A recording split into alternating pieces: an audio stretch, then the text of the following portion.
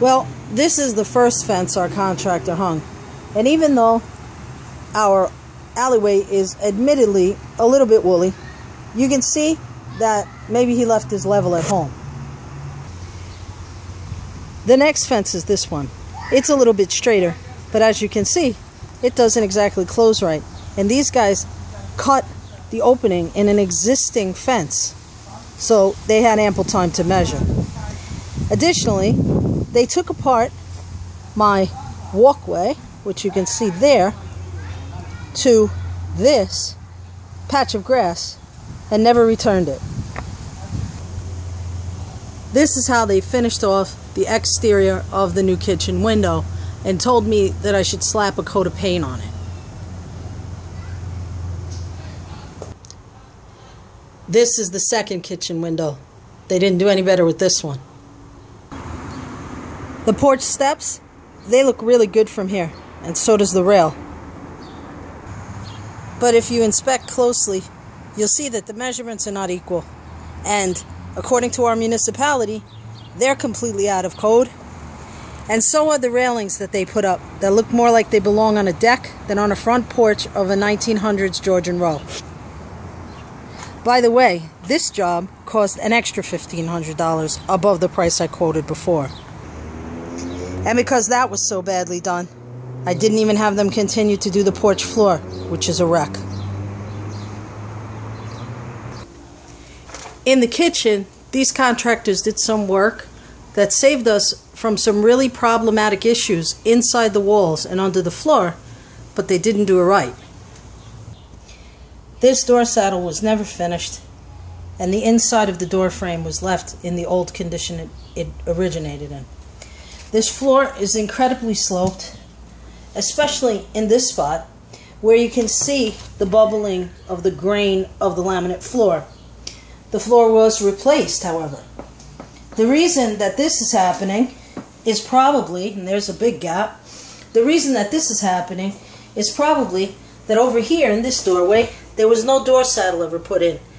And if that door frame is bad, this one is catastrophic.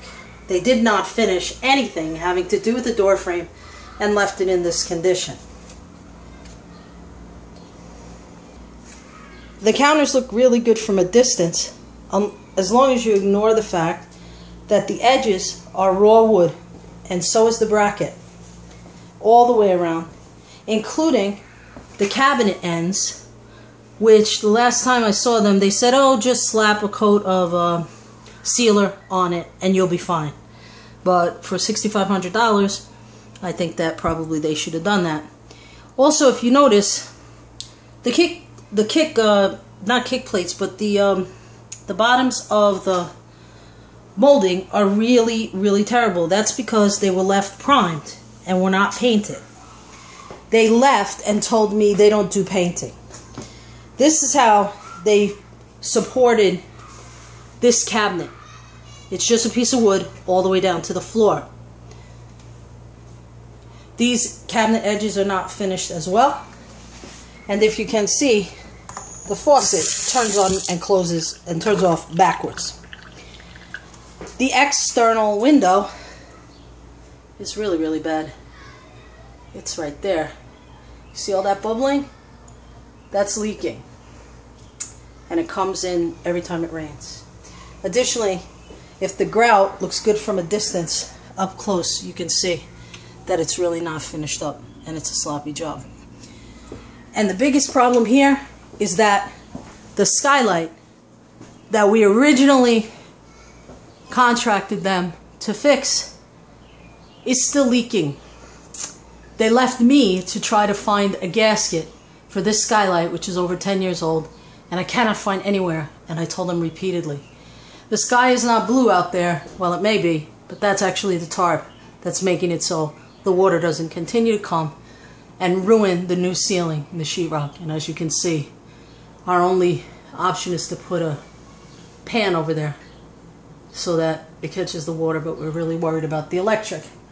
So everything is really problematic in this kitchen, and I'm hoping that you guys can come and help out. Thanks so much, and take care.